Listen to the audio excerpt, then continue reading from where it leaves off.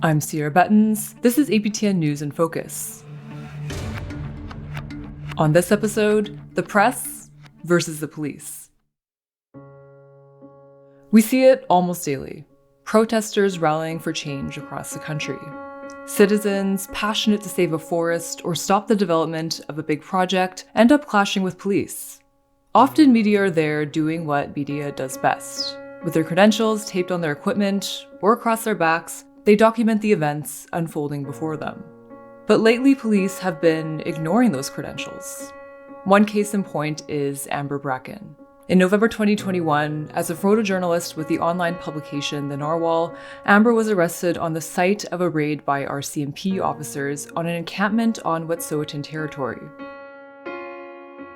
Hereditary chiefs on the territory in British Columbia were trying to stop the construction of a pipeline.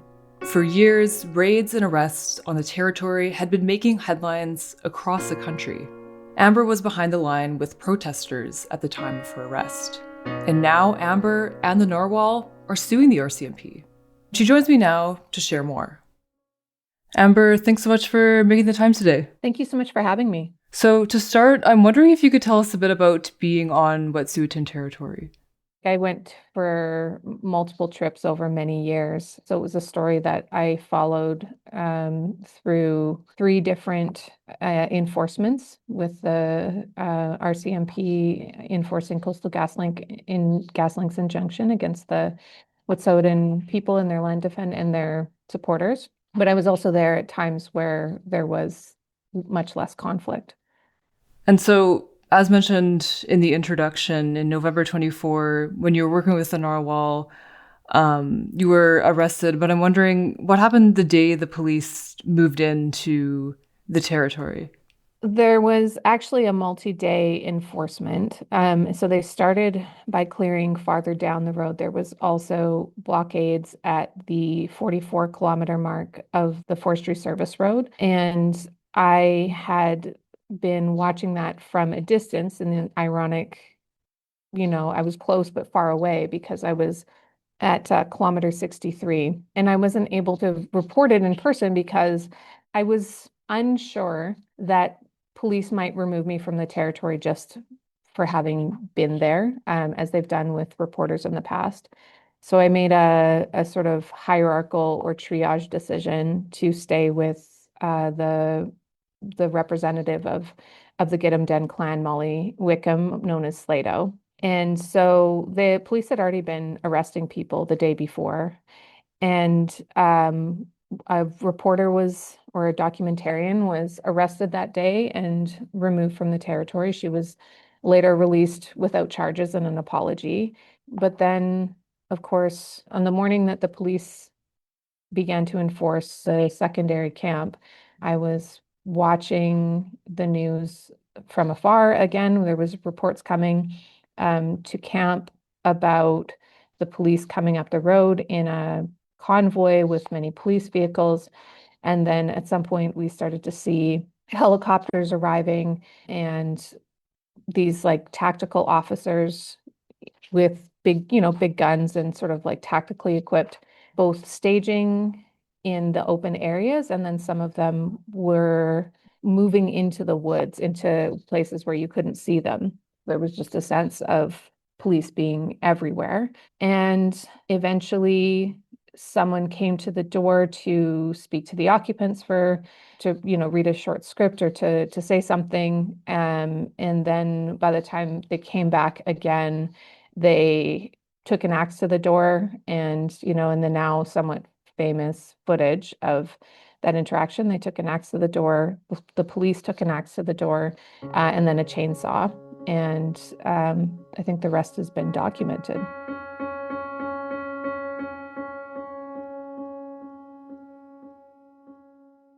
And so, following the arrest, how were you treated by the RCMP? Well, from the get-go, police were decidedly uninterested in assessing any of my credentials as a reporter. So I had spent the morning tweeting and documenting the arrival of police and the arrests that followed until I was myself arrested, and then made every effort possible to let them know that I was in fact a working reporter. Nobody wanted to review any of my credentials or seemed interested in unpacking what my role had been there that day. And so I was treated, I mean, just the same as everybody else. We were processed into the RCMP vehicles and transported down the road and then taken to cells in Houston and then Smithers and then later transported to Prince George. And throughout I mean, it's jail. It's TV dinners. It's, you know, metal sink toilets. It's 24-hour surveillance and lights. It's a thin mat and a stiff blanket on cinder blocks. I mean, it's jail. That's how it was treated. And what kind of messages did you receive from various press freedom organizations and other organizations after being arrested? I mean, there was an outpouring of support and I think also questions. So we certainly saw vocal support from organizations like the Canadian Association of Journalists and many of my colleagues and collaborators were making comments or saying things on social media or filling up our inbox. I think the narwhal was flooded with inquiries to support or just messages of concern or solidarity in the immediate aftermath of my arrest. And I think it's also worth talking about the questions that it raises to be arrested. So one of the important things to talk about is the chill effect of reporters being arrested, where just the fact of being arrested before any of the details of the incident are on the record or in conversation, the fact of an arrest itself seems to raise questions in people's mind about, there's an air of wrongdoing. And so there was also some expression of concern over my activities when I had been on the territory, when of course I had never been doing anything except reporting and doing my job. Um, but there's an inherent criminalization by being arrested and the questions that it raised. So that was also part of the conversation in the immediate aftermath and the ongoing aftermath of having been arrested while doing my work as a reporter. Mm-hmm. And so, aside from press freedom organizations like the CAJ, what were you hearing from the public about your arrest? Well, I think there's a spectrum from outrage and a concern, a rightful concern over the threat that represents to the right to a free press and democratic values and the state of Indigenous Canadian relations and all of the issues that should rightfully be at the forefront of such a unfortunate and problematic incident. And, certainly also questions and accusations of having done something wrong or having, in some way broken the law, which obviously distressing and untrue. And to that end, do you think the public generally understands the role of a journalist in this kind of situation? I think that the public in general doesn't think very much about the sort of inside baseball of how journalism gets made.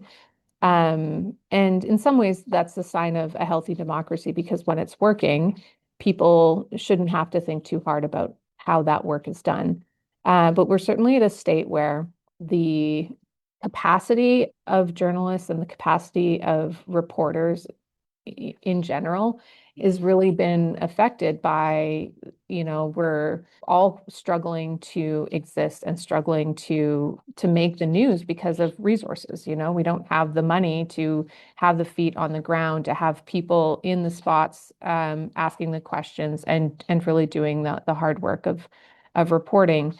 And that decline in the industry has also created a giant gap or a vacuum in the journalism world and the expectations of the public. So I think that we have to do some work to educate people about what the role of reporters is, and really to emphasize the fact that this case in particular, it's raising the issues of freedom of the press, but it's not about some special cozy or cushy consideration for reporters. It's about protecting the right for reporters to go and find out on behalf of the Canadian public. It's not about me, it's about the public's right to know, and it's about our collective civil investment in an open, transparent discourse, in particular when it's the most challenged, in particular when there's, major projects or police Indigenous interactions, or in particular when it's the hardest to see and to find out. So, for example, 60 kilometers down a remote forestry service road is exactly where we need to insist that the public has a right to know, and get that good information on the record so we can have useful public discourse on these issues. So you wrote in your article at the Narwhal that your arrest makes you a part of the national reckoning with press freedoms. Can you talk a bit about what you mean by that? I'd have to go back to the article to recontextualize it exactly, but I think what I'm talking about there is the fact that it's not just me, that this is certainly, that I'm not the only reporter who has faced police interference on the job. I think there's many examples across the country that are very recent and ongoing, and very specifically in the Wet'suwet'en resistance to the Coastal GasLink pipeline, there have been numerous instances of reporters being detained, arrested, removed from the territory, had their access limited or interfered with by not being allowed past access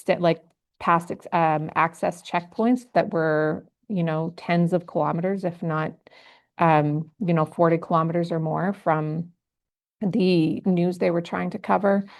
And my arrest only symbolizes an escalation. It crystallizes an escalation in the tactics, or the sort of the level of interference that police are willing to do or have normalized into their treatment of reporters. So I was held for 3 days in cells, which is more than anybody else on Wet'suwet'en territory up until that point. And it's part of the reason why we feel so strongly about bringing this case and insisting that this has to change. We need these issues clarified.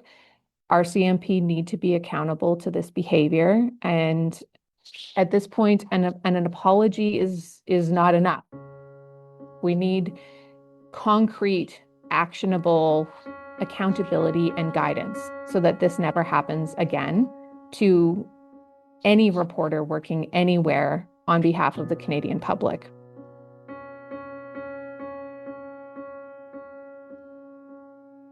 Thank you so much for taking the time for this conversation. Really appreciate it. Thank you for having me.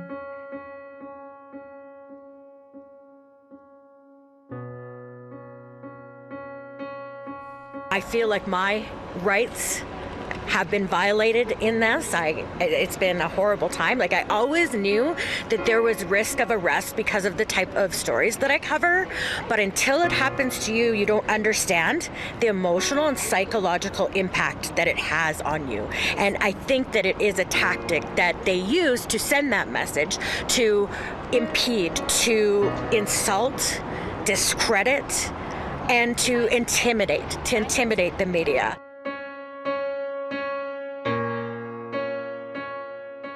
That was Indigenous journalist Brandi Morin speaking outside the Edmonton courthouse in January 2024. She'd been arrested by police covering the dismantling of an encampment in the city. Brandi joins me now from Panama, where she's working on a documentary. Brandi, thanks so much for joining us. Tansei, thank you for having me. So, to start, I'm wondering, can you take us back to that day? What made you go to the encampment? Yeah, so I had been covering the sweeps, the police call them these sweeps of these encampments for a couple of days. And I had gone back to do more in-depth interviews with some of the unhoused individuals that I was covering.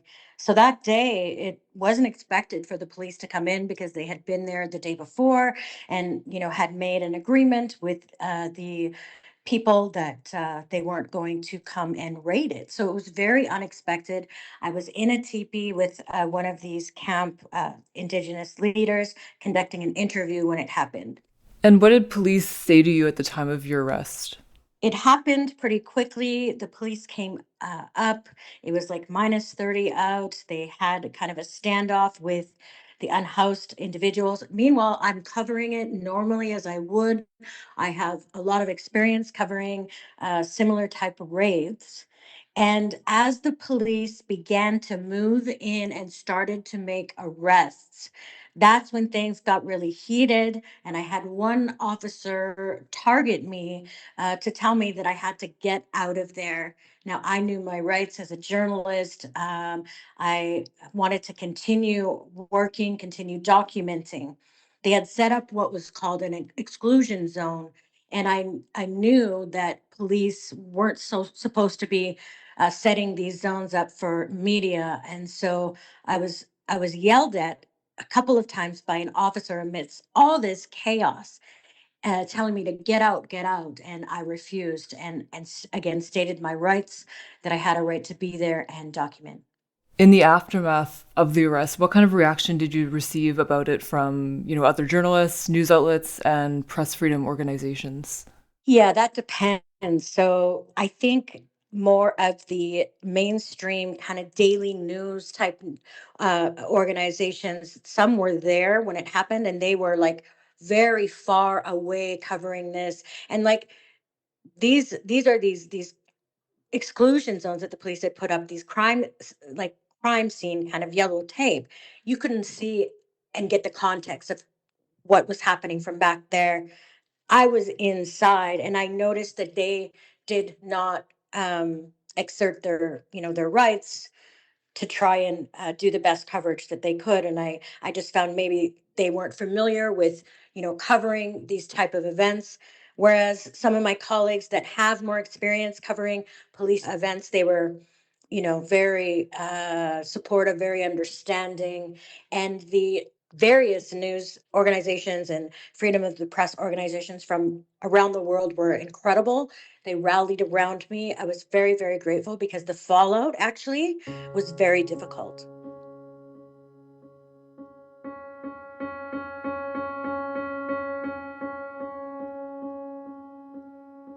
In that fallout, what happened and how did it affect you? Yeah, so that day actually, like I said, wasn't expecting police to come in. I was going to pick up my daughter who was in kindergarten at the time from school. I had to be there at 3 o'clock. I really had no plans. I was put in jail for several hours. I was being told different things, that I was going to be held for days. And it was just a panic. I thought, oh my gosh, my little girl is just going to be left standing there at school. It wasn't a good experience. They did charge me with civil contempt, and I was released, but the charges stuck for a couple of months. So it was the unknown of what was going to happen, if I was going to have to face a trial or be prosecuted, the unknown of the future of my work and career that really weighed heavily upon me. It was difficult, but I had a lawyer an Indigenous lawyer that stepped up. He represented me pro bono, and I think there was just a lot of pressure from the public and these freedom of the press organizations. I think that contributed to them dropping the charges, thankfully. Yeah, I'm curious about, what was the public reaction like and, how did that help in the case in spreading awareness about what happened? Yeah. Again, it was like a mixed reaction. It depends, it was kind of like a right or left experience that I had. So, via social media, people were commenting. Some were, very supportive. They were, acknowledging that the press has certain rights and that it is for the public good and that it's a pillar of democracy. Whereas others, I think because what I was doing was linked to Indigenous peoples because of discrimination, because of racism, because of ignorance that still exists in this country, they were jumping on me and telling me, that I deserved it, that I should be put away, forever. So I was kind of getting it, from both sides. And, the police have been admonished several times over their treatment of journalists. What do you think has to happen to make this stop? I think that the police need to be trained and informed of the role of the press, the rights of the press. I think that that's lacking in many, many cases. I mean, maybe some of their head commanders have some sort of knowledge, but the actual officers on the ground, not so much. And so there's a lot of different, confusion when it comes to situations like this. So they just need to be thoroughly informed. And who do you think has the responsibility to make that change happen, at a policy level and also on the ground?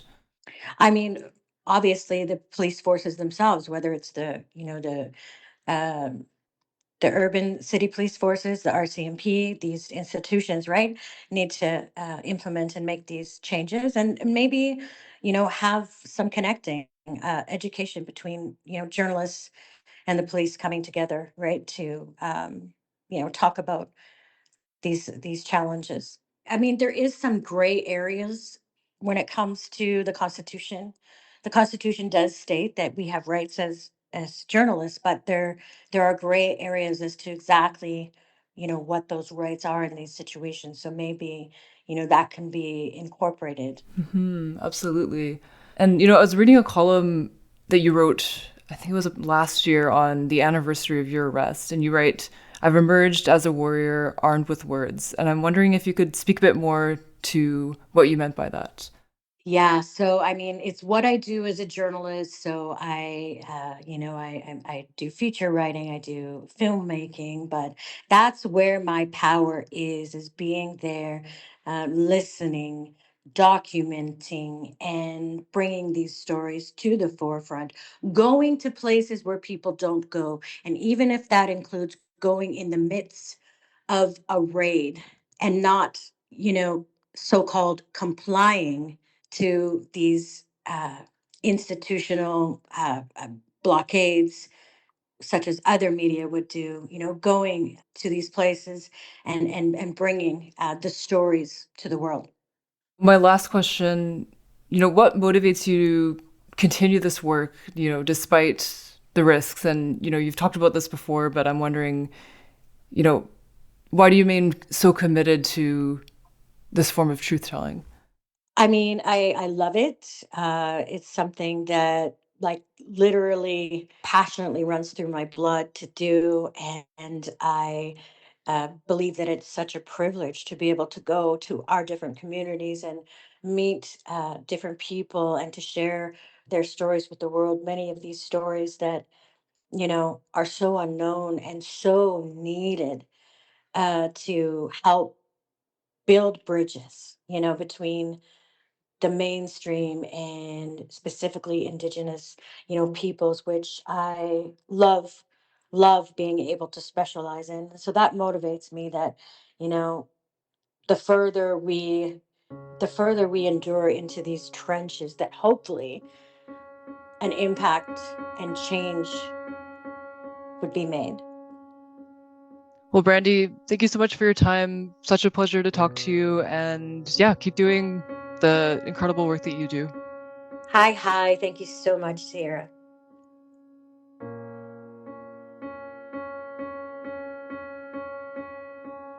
ask you to step aside and remove the blockade, or you'll be arrested for contempt of court. By not stepping aside. An RCMP officer reads orders to a large group of protesters at a camp on a logging road on southern Vancouver Island. Then arrests start of the protesters who have linked arms on the road. Groups have set up blockades for over a year around Fairy Creek to protect... That was former APTN News reporter Lee Wilson at a protest at Fairy Creek in British Columbia. Hundreds of people were arrested and charged, among them a journalist. Wilson himself reported that he was blocked from getting to some of the sites of the protest where police were moving in.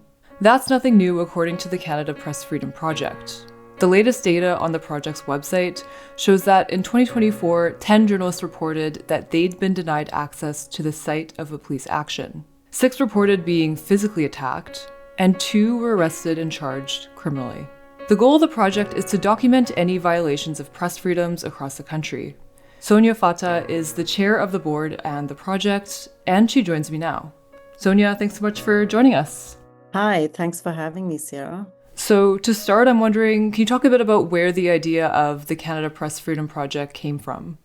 Yeah, for sure. The Canada Press Freedom Project is a project of JSource, which is a publication that is run in partnership between Toronto Metropolitan University and School of Journalism and the Carleton School of Journalism and Communication. And it essentially covers the sort of landscape of media in Canada.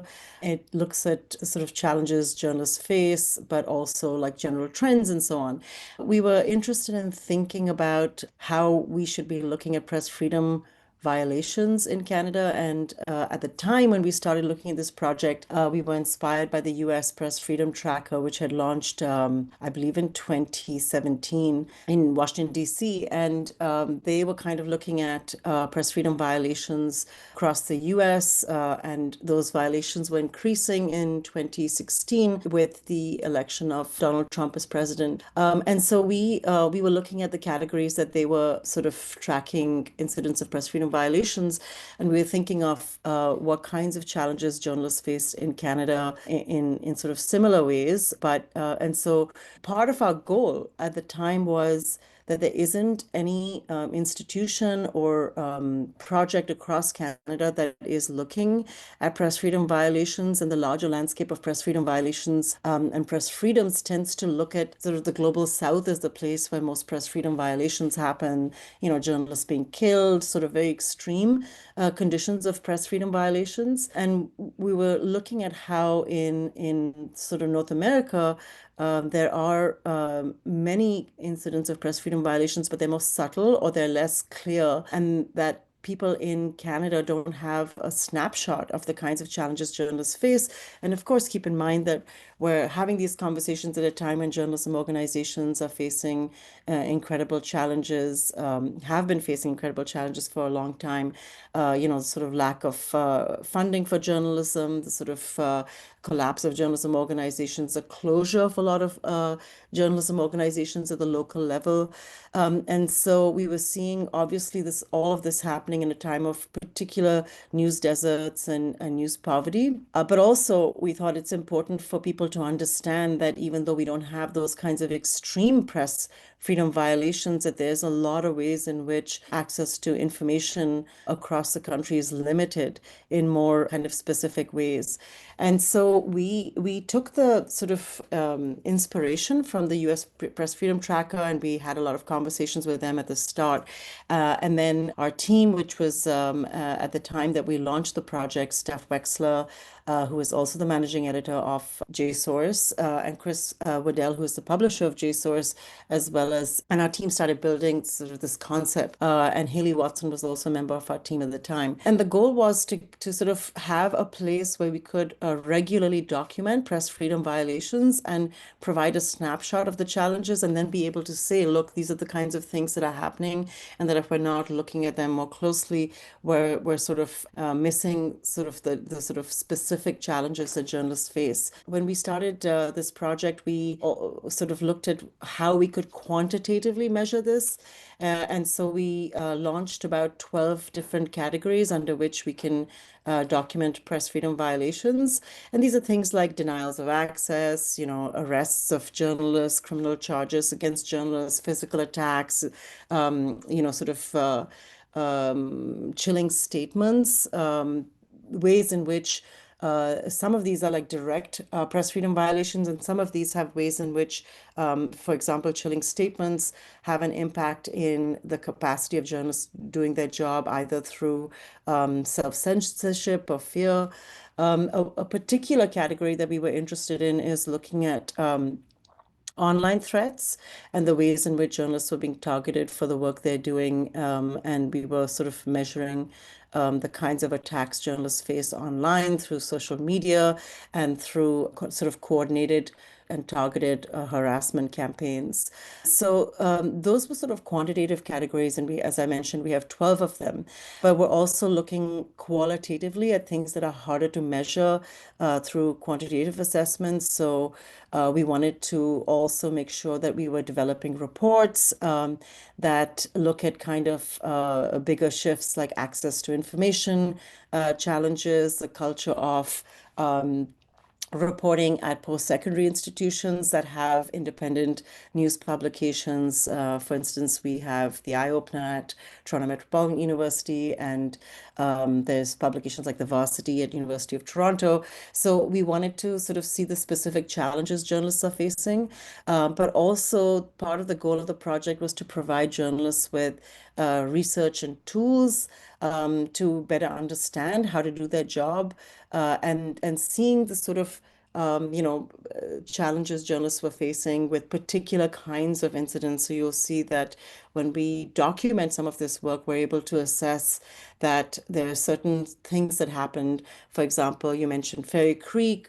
There's land defense movements. There's also protests in general that are really challenging for journalists to cover. And then police actions at any of these locations that where journalists may or may not know what their legal rights are, how to kind of stand up to incidents where they're obstructed while they're in the line of duty. And so our goal was also to make sure that we were providing resources for journalists. I'll also mention that one of the key challenges that we are aware of is that, given the environment of sort of the challenges in news organizations and the financial crunch that exists, that there is a much greater number of students who are journalists, whether they are students or practicing journalists attached to newsrooms, that we're operating in an environment where there's a lot more freelance journalists who don't have the support, who don't have the access to legal guides and so on. And so part of our work was to think about what are all these kind of gaps and how can we provide both a space where people like policymakers, researchers, journalists themselves can get a sense of what those challenges are, but then also can we provide some practical guides and tools that will help journalists do their job. So that's kind of like the snapshot of what we're doing. And we've been doing it for the last several years. This will be our fourth year in production. Yeah, thanks so much for that overview. I'm wondering, how does the Canada Press Freedom Project collect this data? Yeah, so we have a number of different ways. Our website is canadapressfreedom.ca.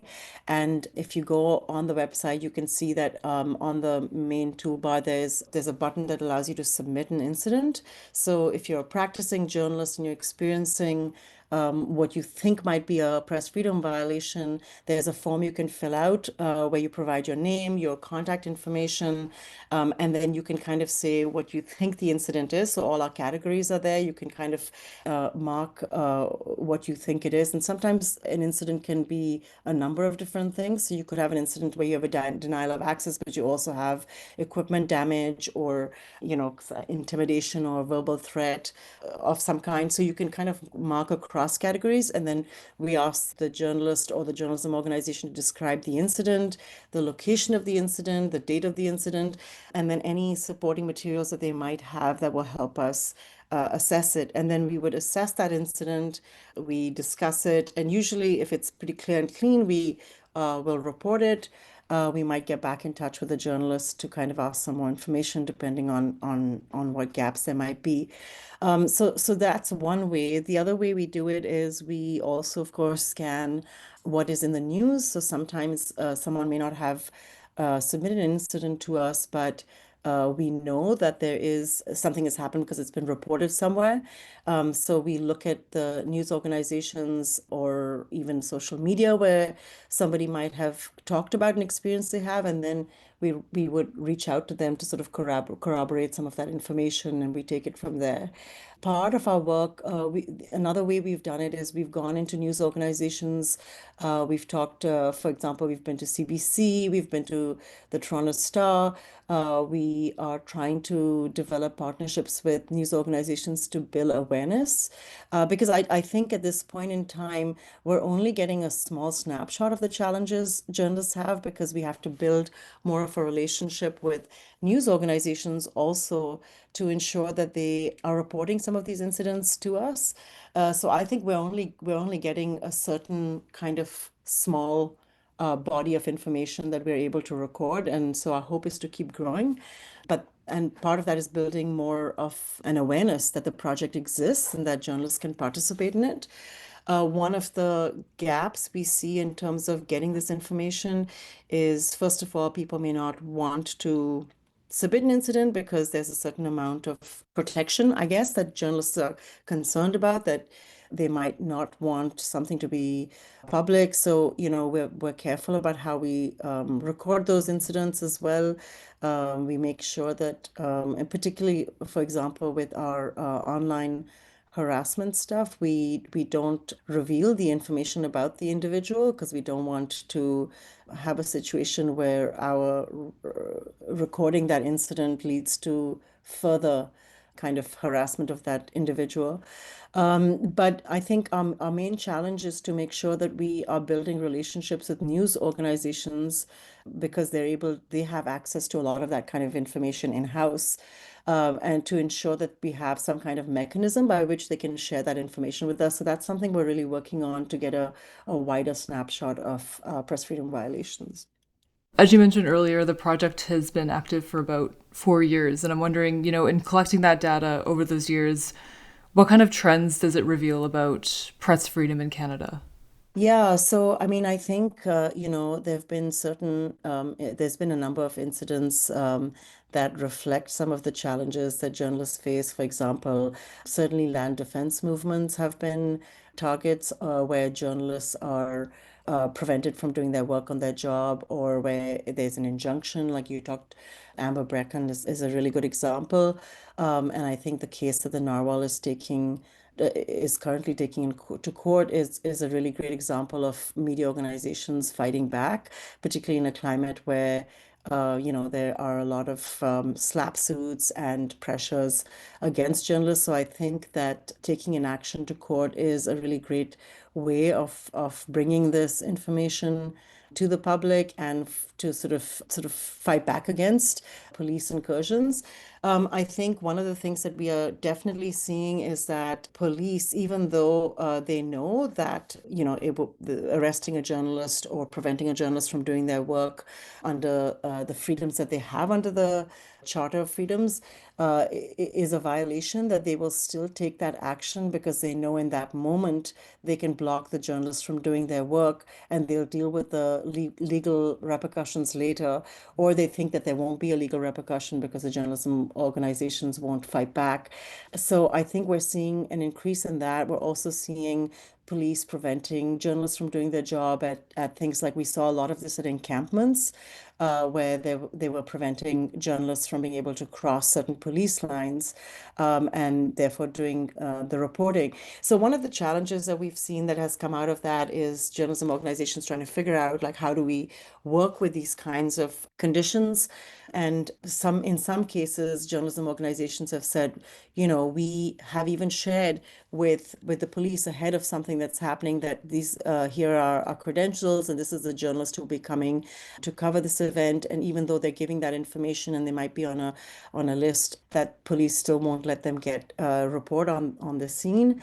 I mean, there's sort of a challenge with even that, is setting that up as a precedent, because I mentioned earlier that we're in a climate where there's a lot of freelance journalism being done that is really filling a lot of gaps, and the sort of precedent of informing the police ahead of an event kind of does give police control over who can come.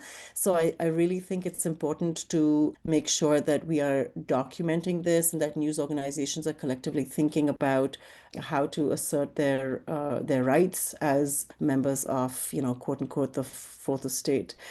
So those are that's a big trend that we're seeing, like denials of access and kind of arrests or not letting journalists do their job on the scene. But then we're also seeing an increase in online attacks and harassment. And online attacks and harassment, typically we see that, racialized journalists and women journalists face much more of that than journalists in general. So there's a pool of journalists who are specific targets.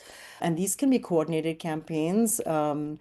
Specifically in 2024, one of the things that we reported, and if you go to our website, we have a section called Research and Tools, and under Research and Tools, we also release our report, our annual report. So our annual report for 2025 isn't out yet, but if you see our annual report for 2024, you'll see that some of our concerns, one of the major concerns in that year was chilling statements.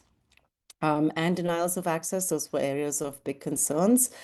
Specifically, although chilling statements are a category in and of themselves, we also created a new category in 2024, which was chilling statements by Honest Reporting Canada, which is an organization that basically examines coverage of media coverage of Israel and basically sees any kind of anti-Israel coverage as being anti-Semitic. And what they do is they essentially monitor news organizations, and then they post these targeted attacks against journalists. So they'll post these actions on their website where they'll name individual media workers, and then they encourage their membership to go and contact the journalist, the editors, the newsrooms, and they demand, there should be retractions or corrections.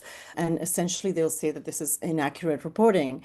And what that leads to is these action-based alerts, and the alerts essentially lead to this kind of mass emailing or calls that come into newsrooms. And we're really concerned about it because we were able to record 582 chilling statements by Honest Reporting Canada in 2024.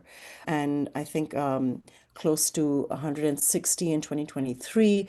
We were documenting this from 2021. And so we're seeing a sharp rise of those kinds of statements following October 2023. And so these are some kind of big stock things. And the numbers, those are really significant numbers, like 582 chilling statements. If you look at that in comparison to other data we're collecting, it's really significant. So, and also we saw an increase in physical attacks. There were a number of physical attacks, and like I said, this is just a sort of minuscule snapshot, I think, because we don't get all the information. But we were able to see in terms of a trend, we're able to see an increase in physical attacks between 2023 and 2024. And that went from like 4 physical attacks reported to 11. And so that's also a concern where there's a kind of freedom to attack journalists. There are also specific incidents that happen. So, for example, when there's something like the sort of convoy protests that happen in Ottawa during that period in 2022, there were quite a few physical attacks. And so sometimes you see a spike based around a specific event that might be happening. I mentioned this already, but I think we're really concerned about police actions and interference around journalist work, and that has steadily been on the rise. Specifically, there were incidents in 2024 where journalists in Edmonton and Montreal experienced, even though they were identifying themselves clearly to police as media members. So Brandi Morin was writing a piece for Ricochet, Savannah Craig for CUTV in Montreal, and they were charged while they were on the job. And although those charges were dropped, it essentially establishes a certain pattern, right? And it's what Reporters with Borders calls like a catch and release tactic that the police used. So these are things that the police are understand, that even though the Canadian courts, in particular, we find that there's a problem around police using something called what they say is an exclusion zone, where they deny media workers access to covering stories. And we've seen that around encampments, we've seen that around land defense movements. And even though they know that the courts will likely find in favor of media workers, they still conduct this practice. And so this is a concern because what it does is it doesn't allow us to report the story in the moment that it's happening, and then it's lost on the record. Sonya, my last question for you, based on what you've heard from journalists across Canada, what kinds of supports do they need to ensure they can, just do their job and generally feel like they have a sense of safety and support press freedom? Yeah, I mean, it's a challenging environment for journalists to be doing their job. As I mentioned, like one of the big realities is that we've lost a lot of media organizations over the years, and a lot of this was grew during COVID. When news publications shut down, we had JSource in partnership with CAJ and the local media initiative sort of captured a snapshot of how many news organizations had either entirely ceased publication or reduced their journalists' hours, or because a lot of news organizations are run by kind of these conglomerates that might not even have a local reporter on the scene anymore. There's a complete lack of coverage at the very local level. So that's a major concern. But reporters who are working under very tight deadlines, covering a lot of stories, going more in the area of general interest work, need more information about their rights and how to respond in these moments where they're faced with police actions. And the concern that we have, of course, is that this ultimately impacts journalists feeling comfortable or safe enough to report. And it also leads to a culture of self-censorship. We're also concerned about access to information and denials of access at major events. We're seeing that happening at, even conventions that have historically been open to journalists. So I think journalists, especially emerging journalists, who are trying to sort of report in this landscape and who may not have the historical knowledge of their rights, we know that we need to provide more of this information. So we worked on a grant with the Law Foundation of Ontario to try and develop some reports. So we have several reports now that we're putting up. We've put up some and we're putting up more, which sort of the goal of which is to give people knowledge about what their rights and responsibilities are in situations and how they should deal with that. So we have a report on social media and defamation. We have a report on post-secondary there's the situation in post-secondary institutions so that student journalists have knowledge of what the conditions are that they're reporting in and how they should respond.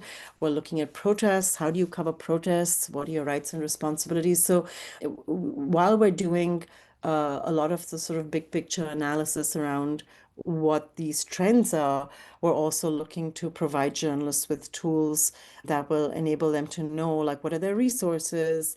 What do they do in an event where they're faced with a police action? Are there legal resources that they can access? Are there media unions that can play a role in all of this? So we're working to sort of develop a series of reports that will provide this kind of more practical knowledge on the ground, while also trying to ensure that through the incident documentation and through the qualitative reports, we're able to see the ways in which press freedom are violated and how journalists can respond to that in real time while doing their jobs. Sonya, thanks so much for your time, and it was really great to hear about, this really incredible work that the Canada Press Freedom Project is doing. Thank you so much. Thank you.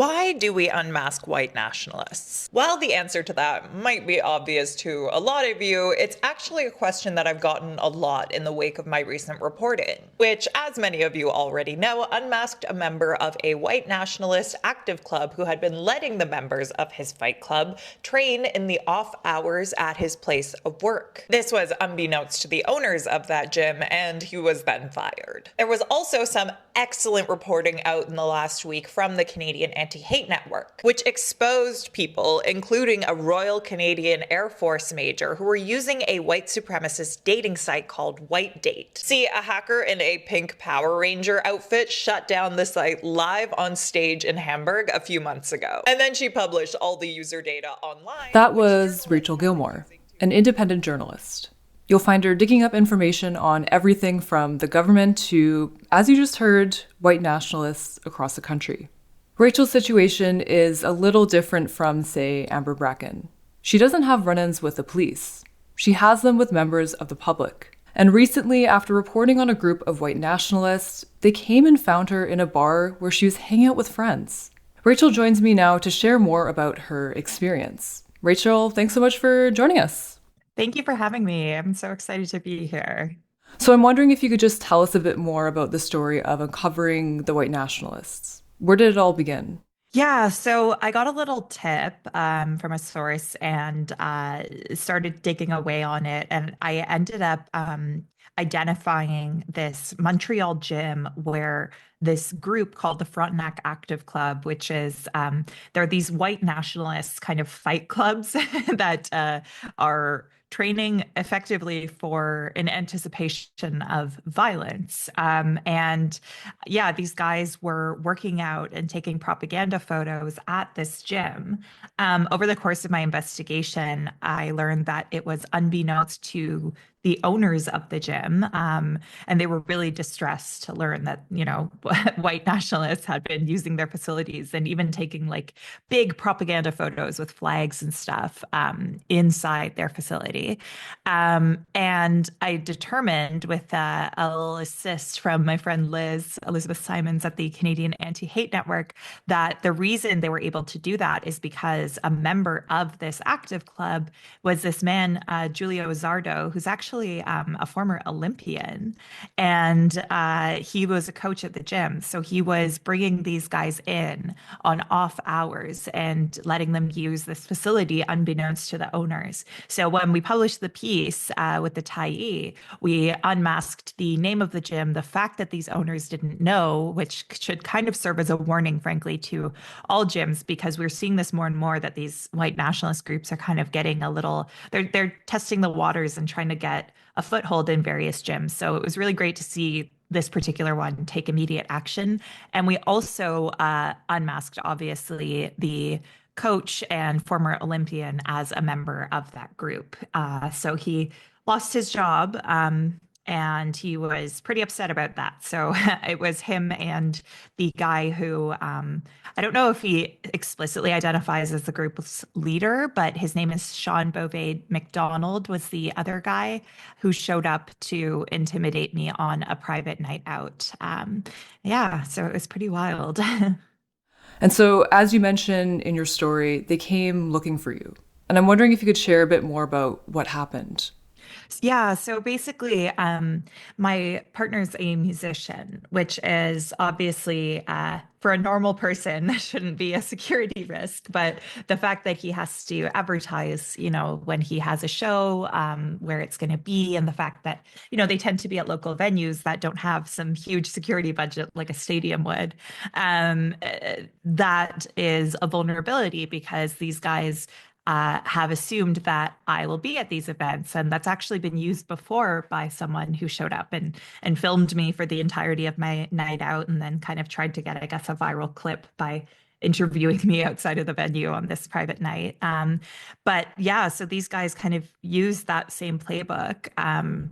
And figured out that I, you know, was likely to be at this small Montreal bar. And it was really unnerving. They basically My partner had just finished his set, and the house lights in the small kind of back room where the music was playing at the bar, they had gone up and they were taking a 20-minute break in between bands. And I turned around and I felt like, I had to kind of do a double take because I obviously, in identifying these guys, have been staring at a lot of images of them over the last few weeks preceding that. And I was like, am I seeing things? Like, are these actually those guys? And it was them. They were both just standing there between me and the exit in this fairly small room. They weren't saying a word. They weren't hanging out and happened to see me. They were staring daggers at me. And yeah, just like unmoving. And I asked them like if I can help them with something, because again, they were just standing there staring at me. And one of them, had Nazi symbolism on his lapel. And yeah, and then they started immediately confronting me about my work, asking, when's your next story coming out? Are you working with the feds? They also mentioned the name of a gym that I had actually had to stop going to because I had gotten a warning that they were aware that I went to this gym and were planning to show up. But I guess he wasn't aware that I was aware of that. And, so he name dropped the gym and said, yeah, maybe we'll drop by sometime, clearly trying to intimidate me. And yeah, we kind of just went back and forth a bit, and not in any significant way. It was mostly just me being like, did you guys pay cover? Like, what are you doing here?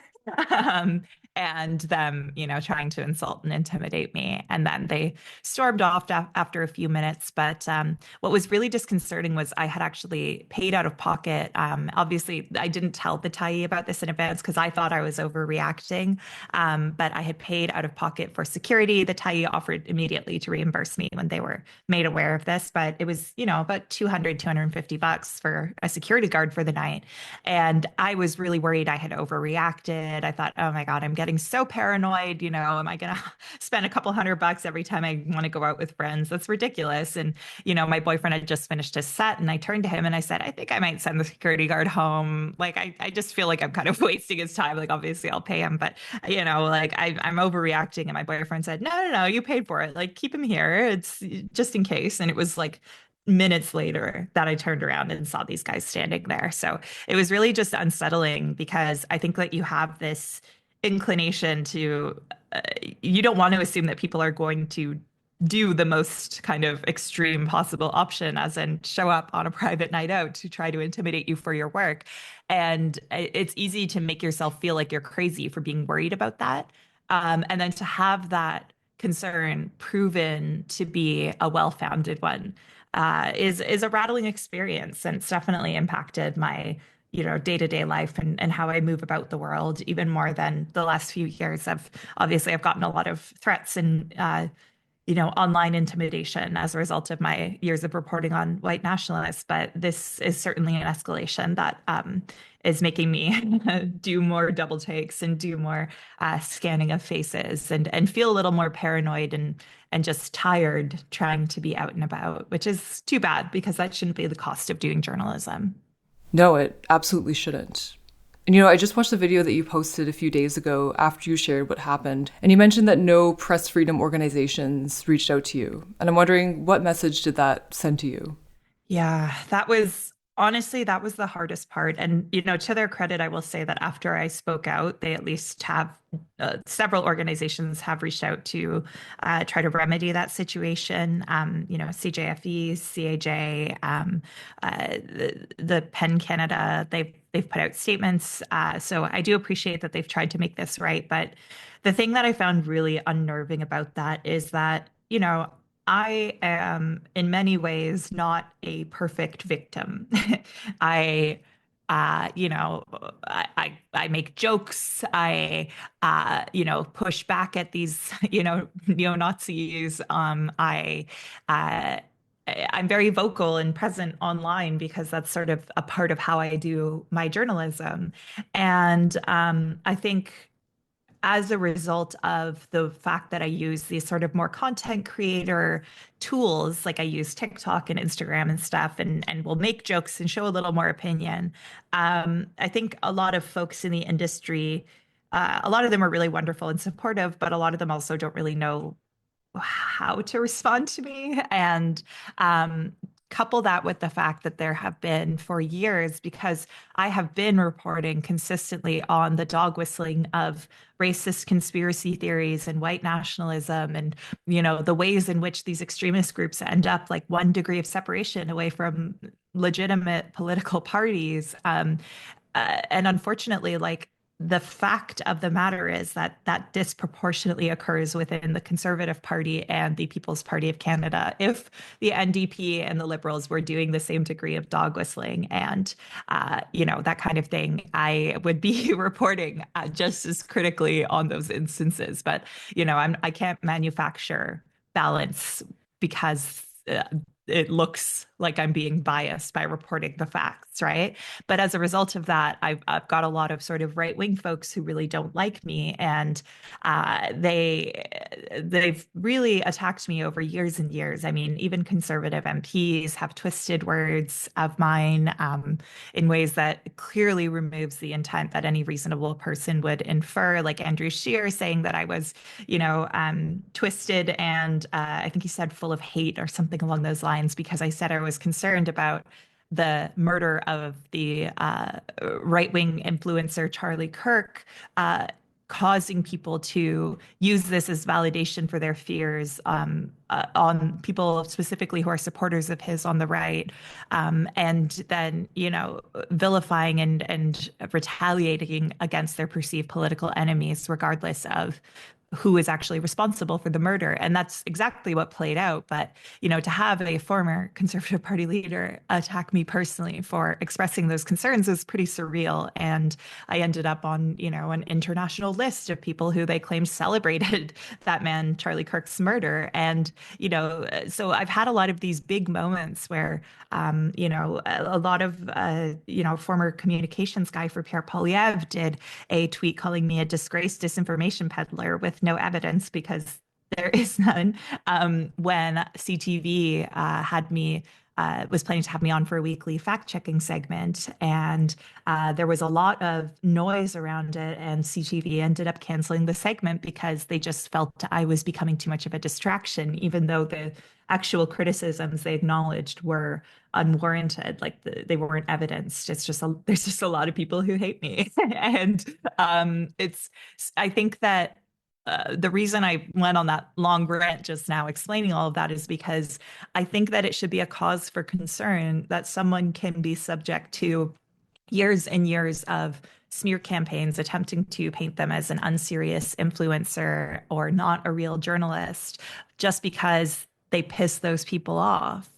And that has the end result of that person not being, like, I couldn't help but wonder if that was the reason why none of these press freedom organizations reached out. Is it because I'm too toxic? Am I too controversial? But I'm only controversial because of the reporting that I've done and the manner in which I've packaged it.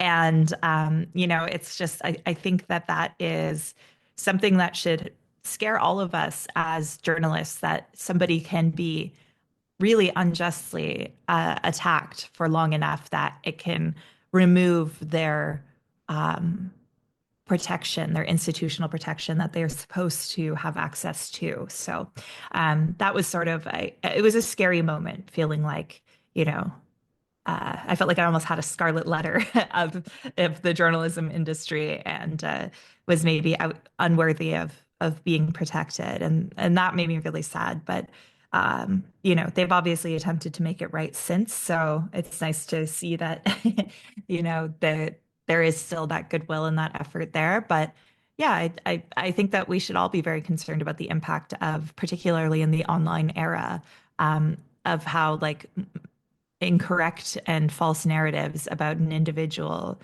that are relentlessly and repeatedly lobbed at them by, people who perceive them as a political enemy can make journalists more unsafe and more vulnerable, and put them in a position where literal Nazis can show up to intimidate them for their work. And for 2 full business days, not one press freedom organization reaches out to them. And you also mentioned that you ended up reporting this incident to the police. And I'm wondering, what's it been like working with the police when you've been harassed, when you receive these threats as a journalist? Yeah. I've had a lot of problems going to the police with this over the years. I will say the most recent response I've gotten has been the strongest. But the thing that I keep coming up against is that these officers tell me that I think that a lot of the guys threatening me and stuff know how to do so in a way that gives them plausible deniability. It's like the mafia talk thing. I literally had a police officer a few years ago use this example that, if someone says, "Oh, it'd be a shame if your leg got broken," that could be argued as not being a threat, is what they say, rather than "I am going to break your leg." And so I think that a lot of these guys play in that space because they know they're doing something they can get in trouble for. I do think that speaks to a lack of willingness on the part of the police to actually aggressively pursue these cases. I've heard from, criminal defense lawyers that they think they could win those cases in court, or they think that they could, the criminal defense lawyer wouldn't be the right person to, if they won that case, that would be in favor of the guy threatening. But, they said that they think that that could be effectively prosecuted as, a threat. And so I think that there's maybe a lack of willingness sometimes from law enforcement. But it's the feeling that I get overall every time I go to law enforcement is that I'm effectively giving them the notes, the paper trail for when I'm inevitably assaulted or murdered, so that they can prosecute whoever does that or have likely a good case that they can bring against them. And that shouldn't be how this works. It shouldn't be a game where I'm just documenting the pathway towards my own eventual harm. It should be a situation where we're actually being proactively kept safe. But I think that there's, I want to recognize also that, like, I'm a white woman, and they're more, there's a lot of institutional racism within policing that a lot of these community, like a lot of racialized communities, are way more familiar with being failed by law enforcement. But it's unfortunate that there isn't more of a willingness to do something about the paper trail that eventually leads to harm, rather than just treating it as something to be documented on the road towards it, and not something to be stopped. But I will say again, the most recent response I've gotten has been the strongest. The detective I'm dealing with right now is definitely the most motivated to do something that I've ever encountered. But it's just, I wish that was the case across the board for everyone who's facing this kind of these kinds of threats to their work. You don't work for a big media company. You're working as an independent journalist. And I'm wondering, what do you do to protect yourself? Oh, man, I have to do so much. And it's too bad, because it's certainly, I sometimes wonder if someone sat me down and said, "This is what your life is going to be like if you keep reporting on these issues," whether I would have thought twice about it. I still think I probably would have done it, because I think that with just the way the world is going, with the rise of fascism and, the emboldening of white nationalists, I want to be someone who's shining a light on that and doing something about it. But just being independent, like, I obviously don't have the access to resources that, a CBC News does, for example, when they publish an investigation on these guys. It's also a little less targeted on one individual. When reporting is published with a big publication like that, like, these guys will focus on CBC News as an institution. Generally, they'll mention sometimes reporters, which is also unacceptable. But their critiques and their ire is sort of more spread out. Whereas when it's me, because it's really published like as my name, and I do videos that go along with my reporting, they tend to really fixate on me as an individual, and they do all kinds of things with my images and my likeness that are really violating, and I just know that they're very familiar with my appearance, and so as a result of that, I have to be really careful that I don't accidentally stumble into the wrong person. And it just takes one person to spot me, leaving my apartment, for example, for me to have to move.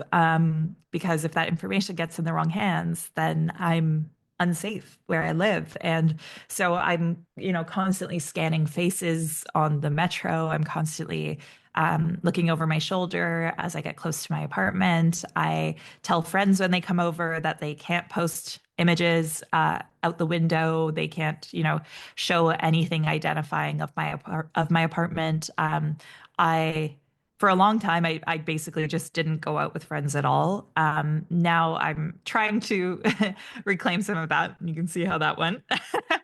But when I go out, I'm cognizant of the fact that it not only is risky for me, particularly if, I'm not a big drinker anyways, but, if I want to have a couple drinks, I'm more vulnerable than I would be if I was in the safety of my home.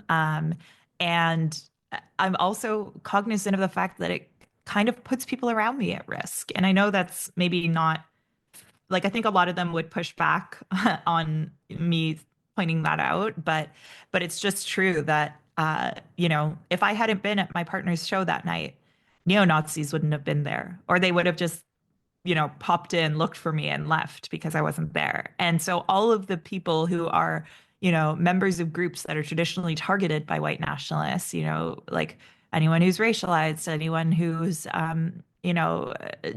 gender diverse, like they're all at greater risk because I'm there. And so these are all things like when I'm just thinking of a night out, these are all things that play through my mind. Like think about when you're getting ready and you're like excited for a night out with friends. I always am kind of calculating risk and calculating risk, not just to myself, but to others. So there's a lot of impact and it's impacted my loved ones. My partner is even like, he's got a degree in music. He's an incredible musician and it's what he's wanted to pursue his whole life.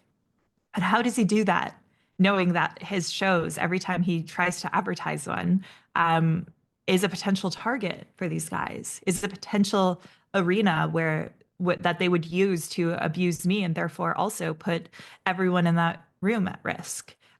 He was even like the day after saying, I don't know if I can keep doing music. And it's his whole life.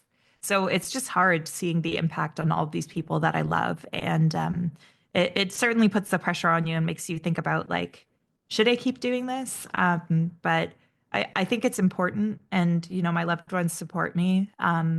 But, the guilt definitely weighs on you when you recognize the impact that it has on everyone you care about and everyone around you. And frankly, on yourself. Like my life is a lot smaller than it used to be. And that's too bad. But I still don't want to stop. I think that it's important to expose these guys, to keep communities safe by showing them who is around them, creating the deterrent for anyone thinking of joining that you will get caught. You will be unmasked, whether it's by, law enforcement, journalists. People will find out what you're saying and doing. So why not instead just interrogate those thoughts and feelings that you're having and try to make the world a little kinder instead of making it darker for yourself. That's why I'm going to keep doing this, but it certainly has a cost.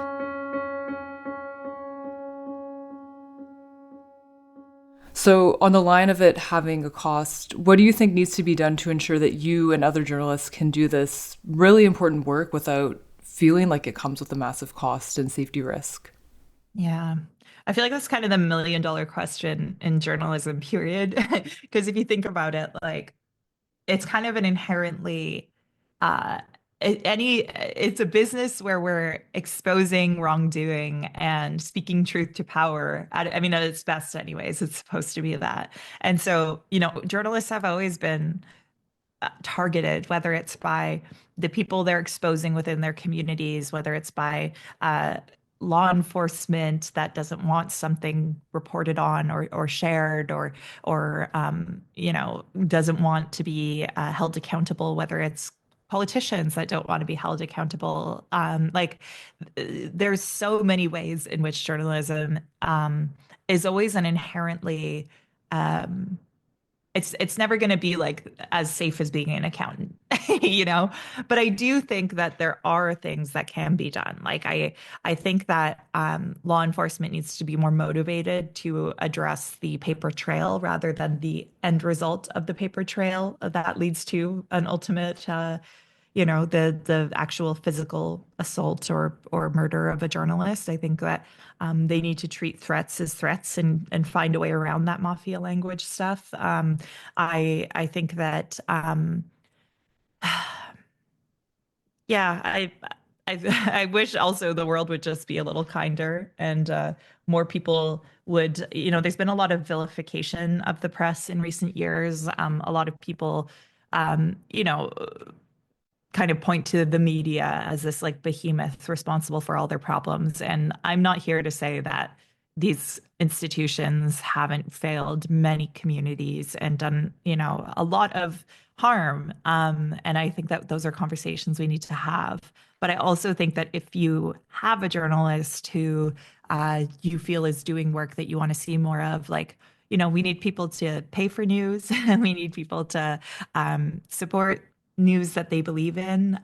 Again, I'm not saying you have to support news that you find to be unhelpful or harmful, but I think that if we kind of as a society could recognize the important role journalists play and refuse to contribute to that ongoing vilification, that would be probably helpful and protective to a degree. And I really think that we need to learn how to deal with the information ecosystem of the online age, especially the institutions that are supposed to protect journalists, because there are, there's a whole model. It goes back to this thing called Gamergate, which is a whole rabbit hole I won't go down right now. But basically, there are people who have really perfected the art of bad faith outrage to try to discredit the messenger rather than the message.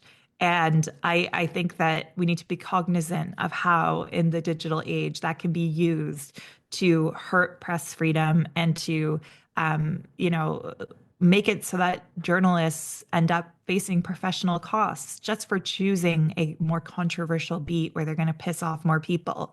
We can't give up on people just because they make a lot of people on the internet angry. You have to look at the actual merits, at the actual claims, at the actual work being done. And we have to protect each other because those online campaigns could affect any of us. And, it's a really scary information ecosystem out there. And that disinformation doesn't stop at the news you read. It also impacts the perception of people who you might be reading that news from. And we need press freedom institutions not to give up on people just because they face those campaigns. So I think those would be my big things, but it's a really big conversation. And I really hope that one day we can get to a place where it is a job that can be mostly done without having to look over your shoulder all the time.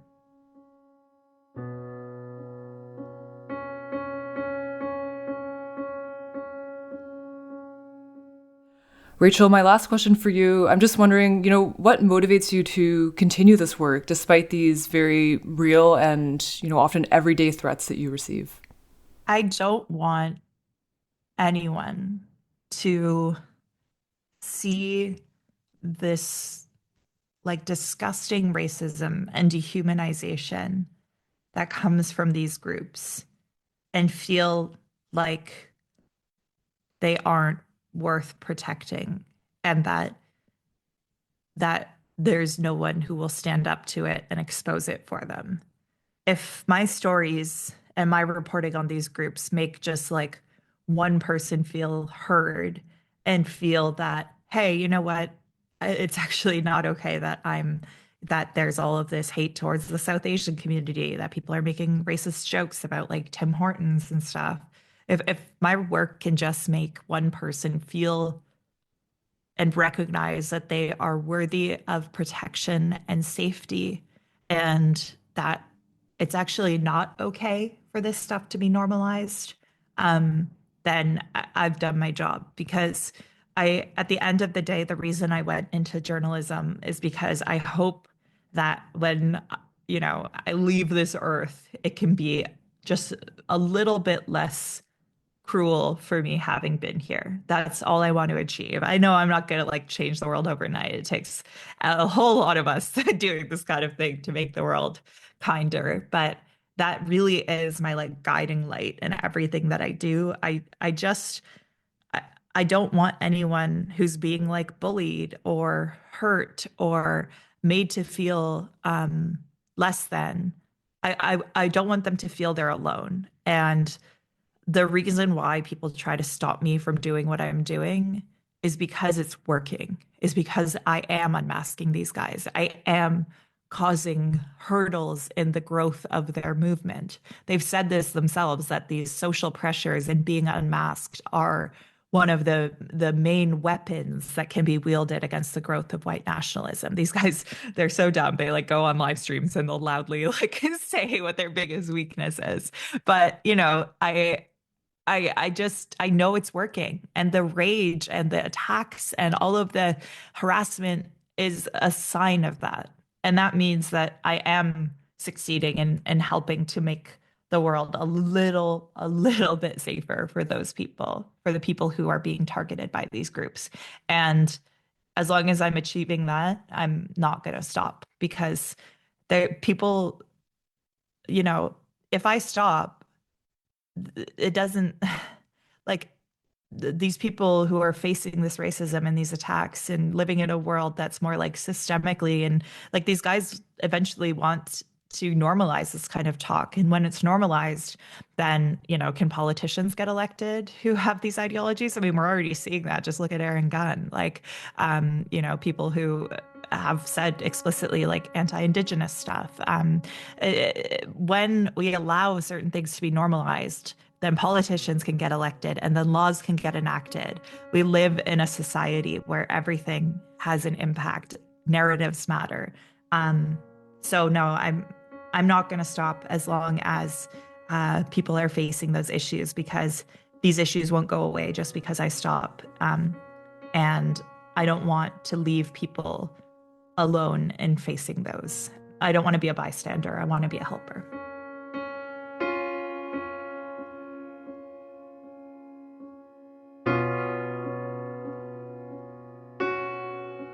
Rachel, thank you so much for this conversation and sharing your experience. Really appreciate it, and also really appreciate the incredible work that you do. Thank you. Thank you so much. And thank you so much for having me on and doing this segment. I think it's a really important one.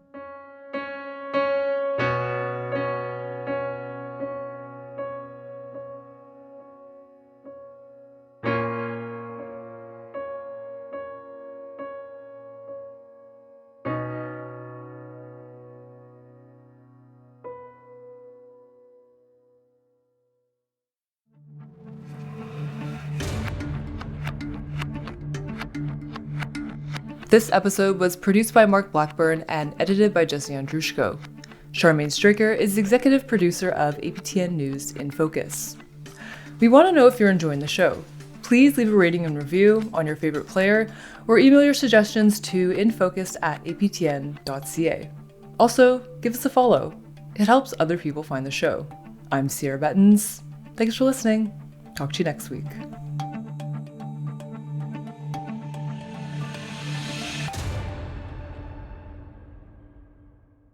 APTN Investigates delivers impactful, Indigenous-focused stories that change lives and reveal the bigger picture. On this week's show, a mere power outage ravages homes and infrastructure, triggering a state of emergency and a community exodus. I'm Christopher Reed, and you'll find out how in Crisis at Cross Lake. APTN Investigates. Immediately following APTN National News.